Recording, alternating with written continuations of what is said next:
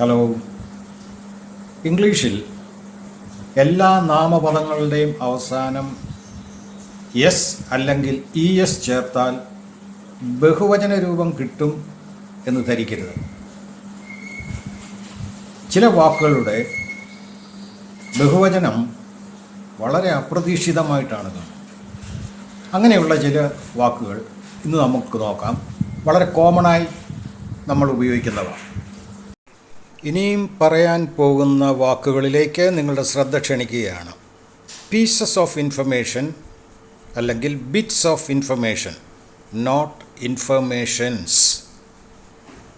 അതുപോലെ pieces of furniture, not furnitures. Items of equipment അല്ലെങ്കിൽ pieces of equipment, not equipments.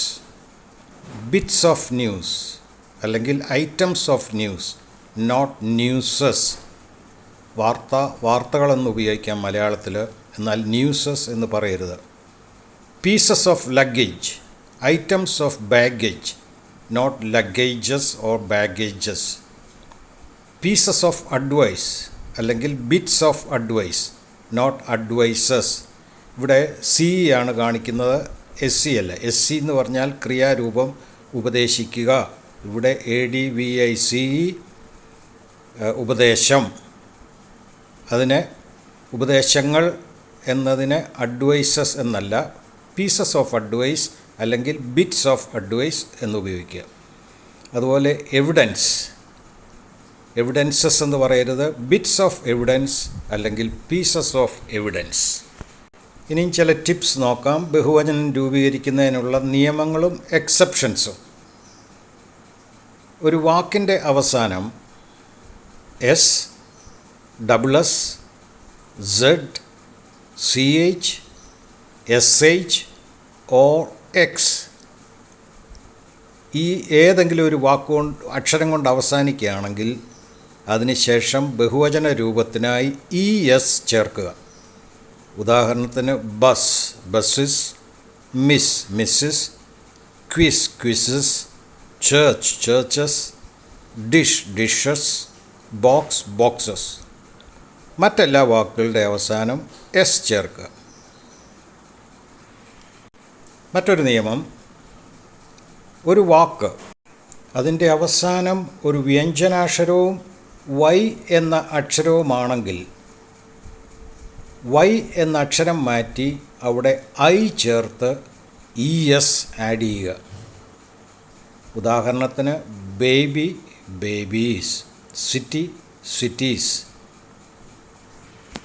മറ്റൊരു നിയമം, ഒരു വാക്ക് ഒരു വൗവൽ പ്ലസ് Y കൊണ്ടാണ് അവസാനിക്കുന്നതെങ്കിൽ അതിൻ്റെ അവസാനം എസ് ചേർത്താൽ ബഹുവചന രൂപം കിട്ടും.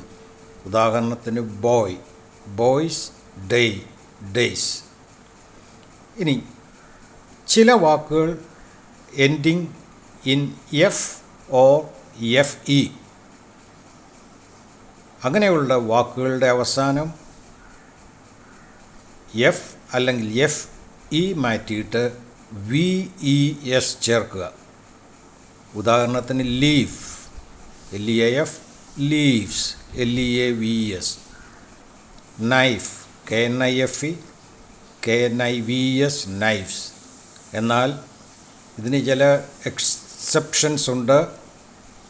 എസ് മാത്രം ചേർക്കേണ്ടിയ ചില വാക്കുകളുണ്ട്. ഉദാഹരണത്തിന് റൂഫ്, ROOF, F കൊണ്ട് അവസാനിക്കുന്നു, എന്നാൽ അതിൻ്റെ പ്ലൂറൽ എസ് ചേർത്ത് റൂഫ്സ് എന്ന് തന്നെയാണ്, ROOFS. മറ്റൊരു ടിപ്പ്, ഒരു വ്യഞ്ജനാക്ഷരം പ്ലസ് O കൊണ്ട് ഒരു നാമം അവസാനിക്കുകയാണെങ്കിൽ അതിനുശേഷം ES ചേർക്കണം. ഉദാഹരണത്തിന് ടൊമാറ്റോസ്. ഇതിൻ്റെ ഈ നിയമം പലപ്പോഴും പലരും ബ്രേക്ക് ചെയ്യാറുണ്ട്.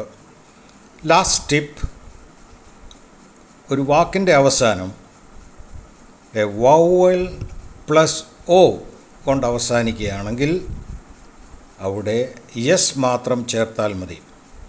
ഉദാഹരണത്തിന് റേഷ്യോ, റേഷ്യോസ്. Goodbye.